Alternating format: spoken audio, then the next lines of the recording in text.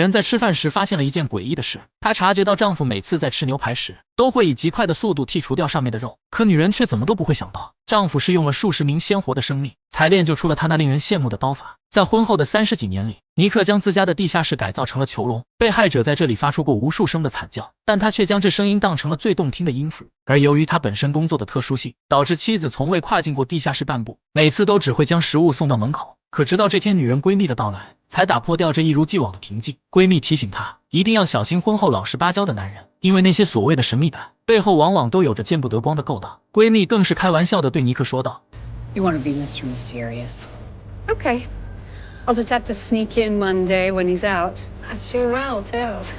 I would. 这句话也一下让尼克紧张了起来。然而在接下来的几天里，妻子却同闺蜜失去了联络，她就好像人间蒸发了一般。警方接连找了几天也都没有任何线索。尼克听后也是满脸的震惊，但估计女人怎么也不会想到，自己的好闺蜜此时已经成了待宰的羔羊，被尼克五花大绑的丢进了地下室。这或许才是真正的好奇害死猫。闺蜜怎么也不会相信，自己一句无遮拦的玩笑话，竟然发现了一个令人闻风丧胆的杀人狂。但尼克并不会直接要了他的命，他在被注入进大量的镇静剂后，尼克慢慢将女人的血液放到一滴也不剩，在这个过程中让对方体验着死神的靠近。最后他再取出最具有意义的一块骨头，他会把里面的骨髓全部抽取干净，随后再注射进大量的化学药剂，在经过高浓度盐酸的洗礼后，这根骨头除了能看出是人类的外，里面的所有信息都被清理得干干净净，根本就不会留下任何有价值的信息。尼克有着近乎完美的洞察力，就算是一根极其微小的睫毛，也无法逃脱掉他的眼睛。在做完这一切后，他便将自己的作品打包，再以快递的形式寄给他警局的朋友，还不忘留下自己的署名。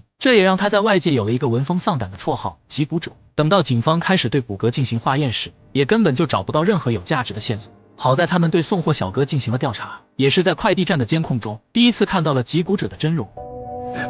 尽管他们没有看到男人的正脸，但林肯十分肯定这就是他们苦苦寻找的目标，因为就算是对方化成灰，他也不会忘记击骨者的体貌。而林肯的一身残疾，也正是因对方所赐。在3年前的一次解救人质的过程中，尽管他成功判断对了起爆的引线，但却还是低估了凶手的能力。The floor!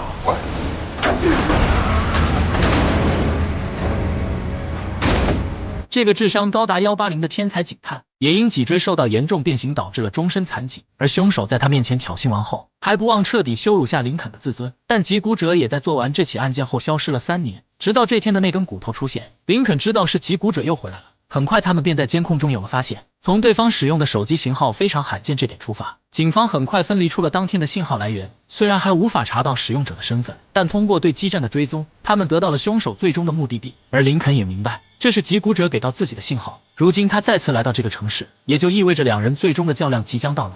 当晚尼克就给他准备了一个礼物，他先给男人注射进河豚毒素，使他在意识清醒的状态下浑身瘫痪，最后再灌入进大量的伏特加，直到男人被酒精给活活呛死。临走前还不忘得意地拍下自己的作品。当警方赶到现场后，受害者早已没了呼吸，而林肯却一下看出了死者的身份，正是自己当年的大学导师，也是唯一给过他成绩不合格的科目。这明显是对滴酒不沾且浑身瘫痪林肯的嘲讽，并且他的身上还放着本自己撰写的书籍。按照击骨者的惯例，很快警方就发现了留给他们的线索，除了一张被象牙压住的美金外，现场还留下未用完的河豚毒素，此外就只剩下死者身上大量的呕吐物。他们从里面化验出了未消化的乌龟肉，但这看似没有任何关联的线索。林肯却找到了凶手想要给他的提示。当年人们误以为华盛顿总统的假牙是木质的，直到在他用海龟宴犒赏自己的部下时，人们才知道那是象牙所致。而当时举办晚宴的地方，则是现存至今还在营业的一间酒吧。此时的尼克正在这里准备着第2份礼物。男人在被迷晕后绑在了厨房，随后打开了他面前的几个2氧化碳。临走前，尼克依然不忘给自己留下纪念。很快警方就按照林肯的推断找过去，但由于里面充满了有害气体，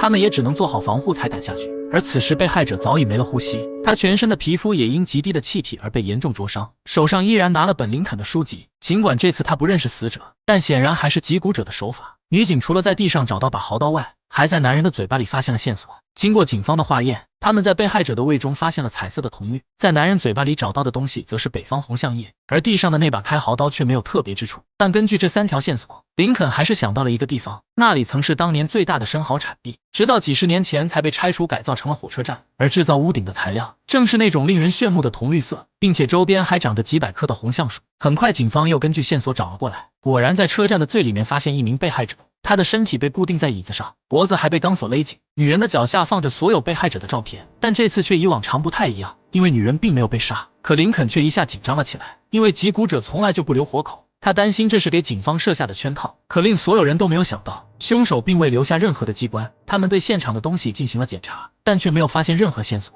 尽管他们成功救下了被害者，可林肯却有种不好的预感。他怀疑照片更像是凶手的挑衅，而当他认为自己已经赢了的时候，也将意味着击鼓者的再次消失。为了阻止他的人间蒸发，林肯这次选择了主动出击。他当着全国人的面隔空喊话，将这次的营救说成了胜利。林肯的这种方式果然奏效，但没有人会想到，这也因此激怒了一只怪兽。尼克回到家后反复听着昨晚的新闻，可他却不知道，此时的妻子正在整理着打包的物品，却无意间撞开了墙上的木板。而这也让女人发现了丈夫的秘密。当她看到里面的一张张被害者的照片后，还以为房子的前主人是个变态的杀人狂，于是便急匆匆地给丈夫打去了电话。 Danielle? You need to come home. Why? What's wrong? I just need you to come home now. Okay. I'll be right there. 尼克也隐约间感到了不安，因为妻子从来没有像今天这样慌张过。随后他处理完一旁的尸体，便急匆匆地赶回到家中。墙上的大洞赫然出现在面前，尼克也瞬间就慌了神。他不知要如何向朝夕相处的枕边人解释，但没想到妻子从始至终都没有怀疑过自己。他认为是之前这里的房主留下的。女人越讲越是后怕，她拿起电话就想报警，可却被丈夫一下阻拦。她说如果讲出去就一定会影响到房价，不如等到找到下家后再去告诉警察。女人认为她说的有道理，可没想到下一秒她就傻了眼。照片中的女人不是别人，正是自己失踪了很久的好闺蜜。而这时的妻子才意识到不对，尼克也没有多讲，他收起了散落在桌上的照片，随后便牢牢握住了妻子的手。可此时的他早已被吓到愣在了原地。 Come with me. Trust me. 妻子根本就不敢反抗。当她第一次看到地下室的样貌后，女人也彻底的绝望了。想到之前丈夫的种种异常，她也终于明白了一切。 You're the bone collector. I am. 尼克对这次意外表示惋惜，但他看向妻子的眼神却还是充满了爱。尼克也不再多讲，他扯开胶带，将妻子绑在了椅子上。女人知道自己很难再走出这个房间，她开始诉说起两人的往事，希望能唤醒丈夫的良知。有那么一瞬间，尼克也差点就被感动到。他慢慢蹲下身体，抚摸着妻子的无名指。但尼克明白，时间拖得越久，自己也将会越痛苦。一个能永载史册的杀手是不应该被情所困。尼克没有犹豫，终将是对枕边人动了手。可从这一刻起，他的内心也开始扭曲，因为这个陪伴了自己30年的女人，也在不知不觉中让他有所收敛。而现在婚姻的羁绊再也不复存在，一个恶魔也就此诞生。他戴上胶手套，随后打开音乐，尼克最后一次吻向妻子。他拿起了一旁的钢锯，可此刻他却没了当初的快感，反倒是整个人都开始崩溃。他将这一切都怪罪到了林肯的身上。尼克公开了自己的位置，他让林肯也感受到自己的痛苦。很快警方便发现了女人的尸体，但这次与以往不同，现场被整理得干干净净，没有一点被虐待过的痕迹。林肯敏锐地观察到了女人的手指。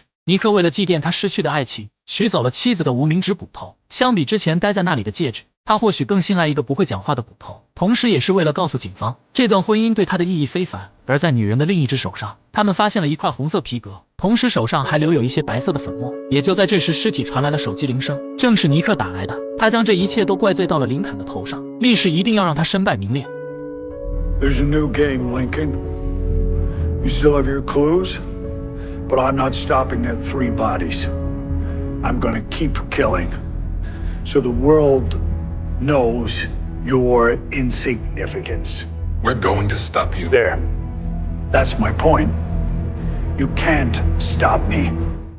击鼓者的真容也第一次浮出了水面。林肯安排手下去他的父母家调查，警方也开始对现场的线索进行分析。除了一张看似无奇的红色皮革外，就只有一些残留的肾上腺素。然而，当听到现场播放的乡村歌手的音乐后，林肯却瞬间想到了往事。红色羊皮肾上腺素外加歌手的出生地，让他联想起了自己年轻时候的拳击馆。看来对方这次是真的指向了自己。然而，当警方赶到后，眼前所看到的一幕却傻了眼。没想到在擂台中间，正坐着林肯的上司。女人身负重伤，在不停地滴血，但对方却并不想一下要了她的命，反而将女人当成了诱饵。因为眼前的这个擂台，他们根本就无法接近。击鼓者在上面设置了重力感应，只要表面产生轻微的波动，数百度的蒸汽便会瞬间喷出。而人类在这样的温度面前就如同蝼蚁。但此时女人的伤口却在血流不止，她知道这样下去将会必死无疑。为了避免掉不必要的伤亡，女人毅然决然地站了起来。她也瞬间被蒸汽烤熟，看着自己的恩师死在面前。林肯也第一次感到了无助，为了家人的安全，警队决定把他的妻儿先转移到安全屋。可这也刚好中了尼克的圈套，就当他们才出发不久，同事却报道说前方出现异常，一名警员才走下汽车查看，却没想到尼克竟身穿一身警服，一枪便击中了男人。惊恐中，他将自己的手表交给了男孩，可没想到才准备出去反击，就被一枪撂倒。等到同事赶过来后，却早已为时已晚。同事颈部中枪，奄奄一息。尼克不但射杀了3名警察，还劫持了林肯的家人。很快，他们就找到了失窃的警车，但妻儿早已不在上面，只留下2人随身携带的手机和一张写着数字的纸条。而此时的尼克却将女人和男孩分别关了起来，他要让林肯也同样感受下失去妻子的痛苦。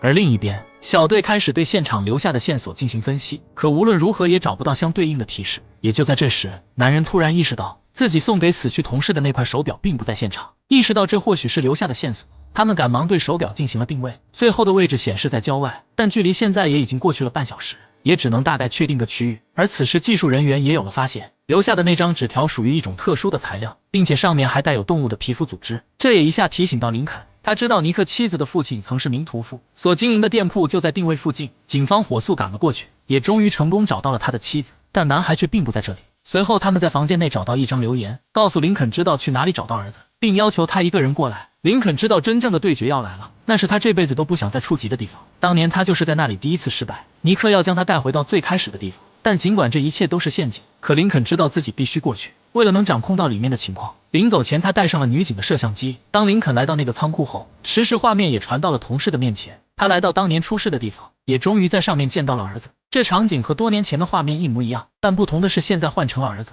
而自己也再无爬上去的能力。尼克要求他在规定时间内去救孩子，否则就只能眼睁睁地看着被摔死。他知道想要真正能打败林肯的，就只有他最亲近的家人，但尼克却不知道自己内心最脆弱的防线又何尝不是。林肯开始拿他的妻子作为突破口，这招果然成功激怒到了对方。尼克气愤地从楼上下来，他抄起匕首对准了林肯，身上的摄像头也被发现。尼克愤怒的一把抓下，却不小心被上面的别针扎到，但没想到下一秒，尼克却开始浑身一软，直接昏死了过去。原来同事在交给他摄像头时，早就在上面动了手脚，这场惊天大案才最终落下了帷幕。